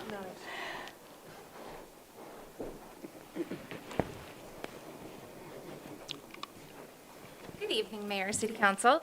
Just wanted to give you an update of all the programs that are coming up at the library. In particular, this Friday at 5, we have an author visit. He's going to be talking about his book, Cycling Across Oregon. We have our big summer reading program kickoff party Tuesday on the 9th, 3 to 5. Come on down, free pizza, incentives, sign up. It's going to be a lot of fun. One of my coworkers wished it started today. She's so excited. You can sign up. You just kind of pick up your stuff.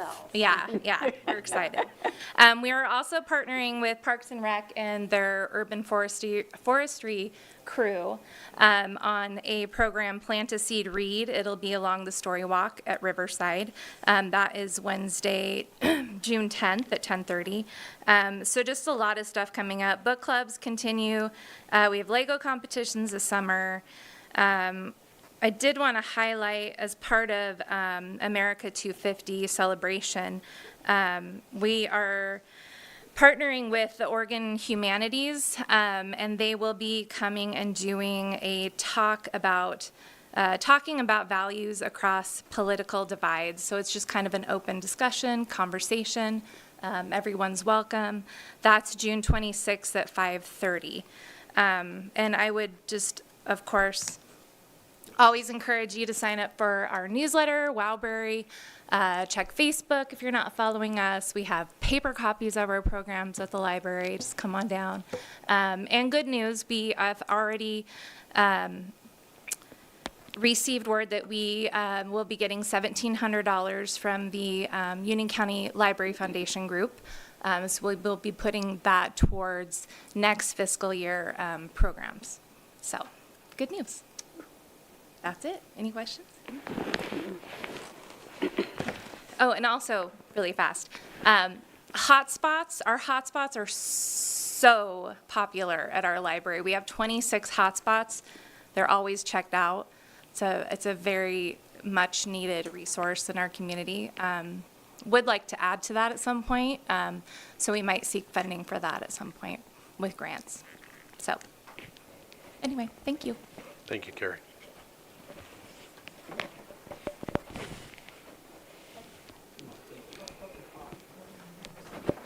I'm going to stick with the theme, two quick things. We're into June, so that means we're going to rip up Second Street and try again to annoy the citizens of the city of LaGrange. So we finished our utility project up on the hill with the Ridge Phase 2, so we're going to be moving all the equipment down now that school's out. We'll be, as a reminder, tearing up the street from K to H. That'll either begin Monday or the following Monday. We're kind of trying to time it with the materials. So the pipe was ordered months ago, but we don't really want to tear up the street and then leave the project and come back. That was one of the things we found on the last phase is the public perception of when we leave a project sitting, they don't really like it. So we'll make sure that when we get there, we stay there till it's done. The second one is after a long, hard search, we finally hired an assistant public works director. So this is the first time in, I think, 20 to 25 years that there's been an assistant public works. As what I like to call a good leader, I did not ask them to accompany me to this meeting because it always goes really long. So I will be bringing them next meeting for the official introduction. So that's it, unless you have any questions. Perfect. Thank you. Thank you, Kyle.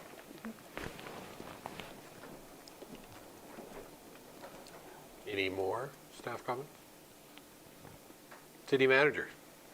Unfortunately, I'm going to talk a little bit longer than I think either one of them did. We've been getting a lot of feedback recently about conversation about legalizing marijuana in the community and the desire of what they think that would do for revenue for the city. The information that we've pushed out to them has suggested that that's something that they need to push to ballot, but because of the sheer volume that I've received and then some staff conversation on it, my bottom line is the result is I think there's at least warrants for us to have a work session on the topic to discuss the pros and cons and discuss whether or not we want to move that forward as a city for further discussion. And we'll, of course, invite the county to be a part of that as well. But wanted to make you aware of that. And unless you tell me tonight you don't want to do a work session on it. I don't have any interest, John. I don't either.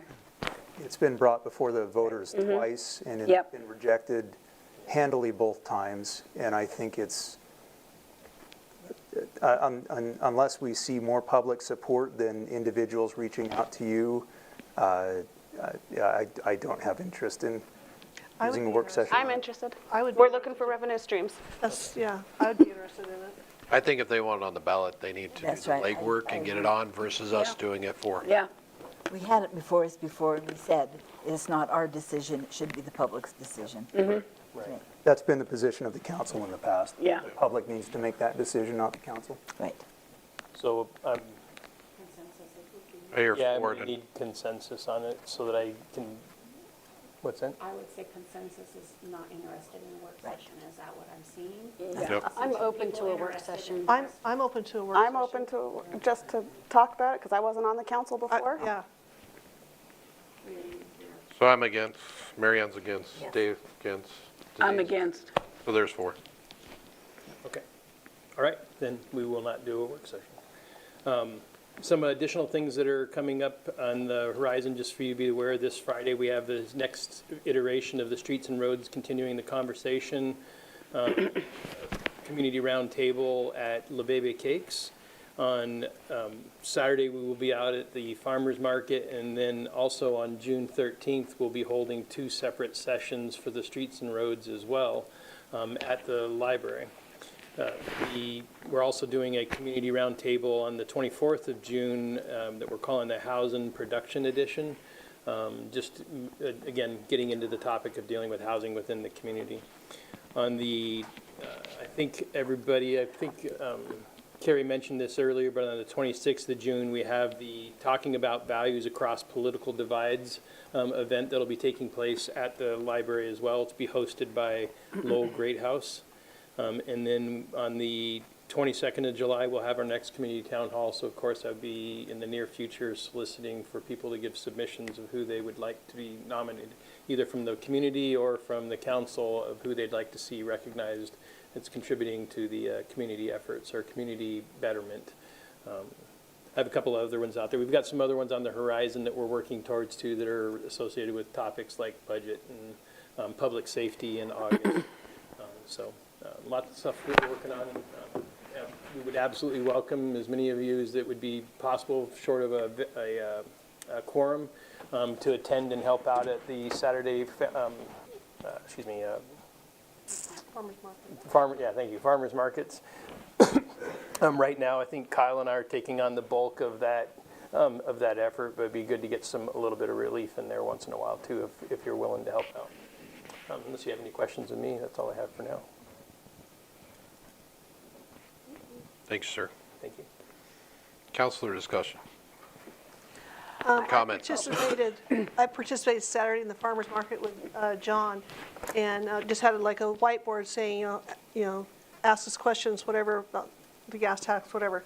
But what it did, it generated people coming up and talking, and it was just very rewarding, so to speak, because there's all types of questions asked. So I do encourage any of you to show up too. I would like just to add to kind of something that Stu said, that, something was cut, but yet we had a community member volunteer to pay for that program.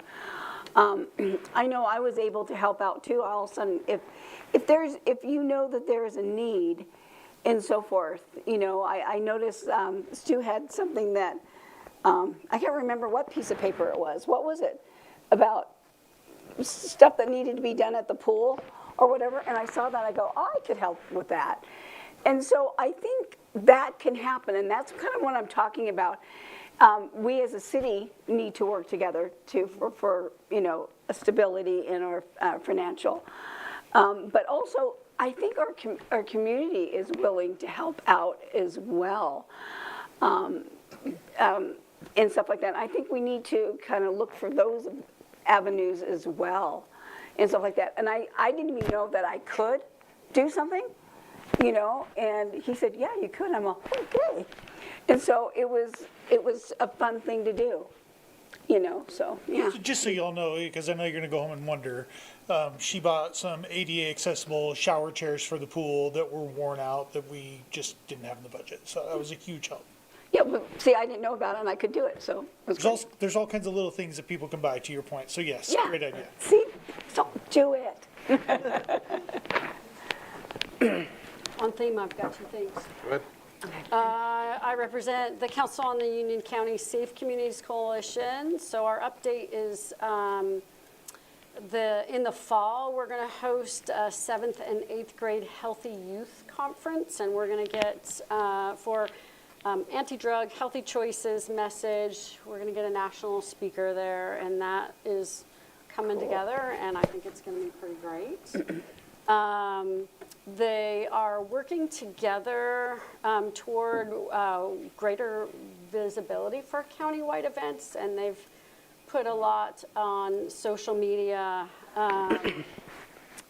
posting on teen drug use in Union County, giving some facts.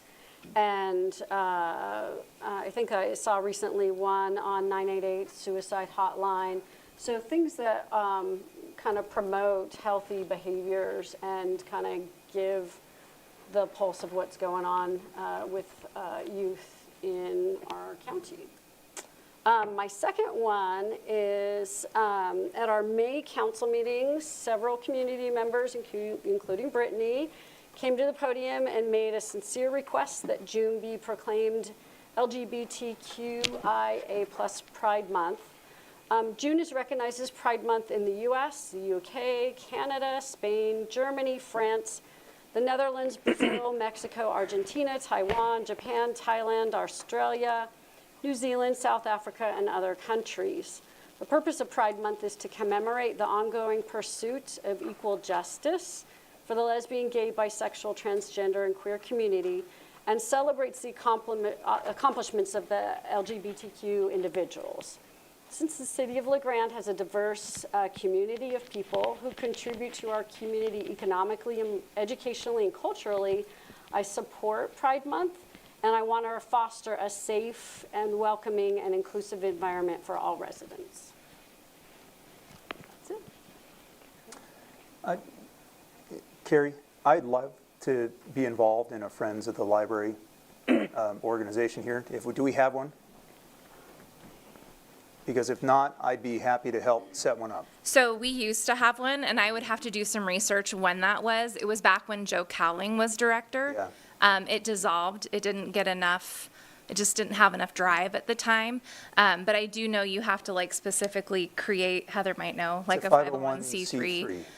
So it's an extra, you know, kind of, but If we it's have any always lawyers something. within our hearing who are Yeah. willing to do some pro bono time to help set up a 501c3, you know, please, I think they can reach out to you, or again, I'm happy to help lead out on something like that. I think those are important. A majority of the libraries in the state of Oregon have one of these. Yes. I think it would be very useful for our library to make. And our community is very generous. I should say we have around $25,000 in donations that I keep for emergency cases, special events. So our community is very generous. We created Bernie Park, Riverside from community donations. So yeah, we're donate to the library anytime. We gotta know how to. Really though. Come on down, you can donate, the library's, Union County Library Foundation has PayPal set up to you, and you can request that it specifically go to our library.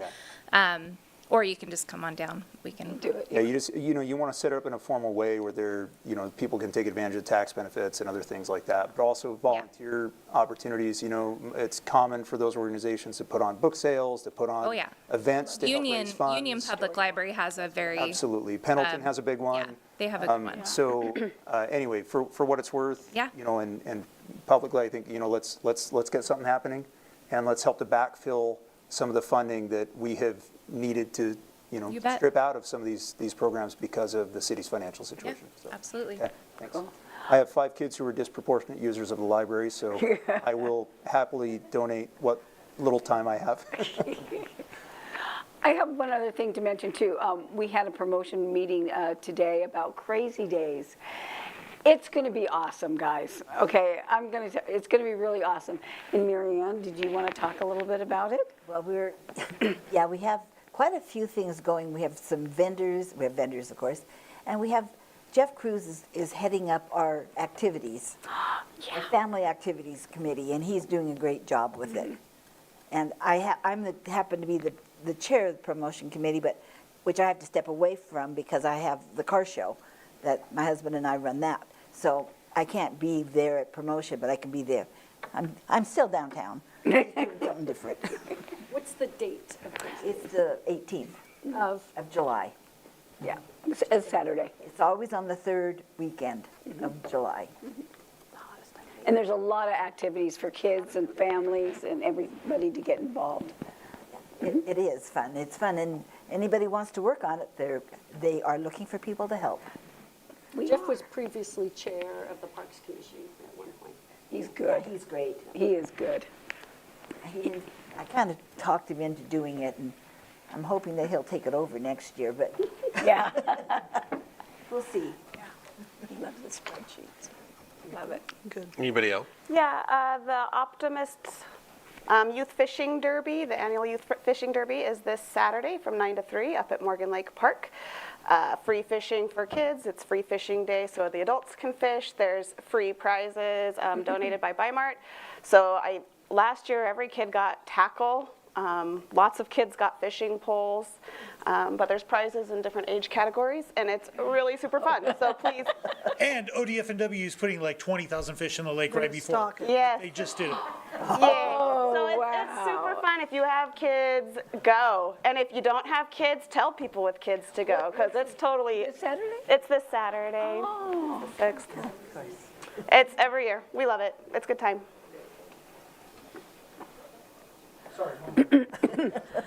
Sorry, the Seroptimus in the room wanted to remind y'all that the Seroptimus Spectivus is at Riverside Park Sunday morning at 7 to noon.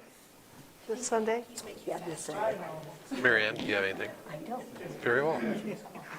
All right, my turn. So I am going to do the City of LeGrand Proclamation Pride Month, June 2026, and June 28th is International LGBTQIA2S+ Pride Day. Now, therefore, I, Justin B. Rock, Mayor of the City of LeGrand, Oregon, hereby proclaim and recognize June as Pride Month, and June 28th is recognized as International LGBTQIA2S+ Pride Day in the city of Grande, Oregon. And with that, we are going to go into an executive session. I got one more paper.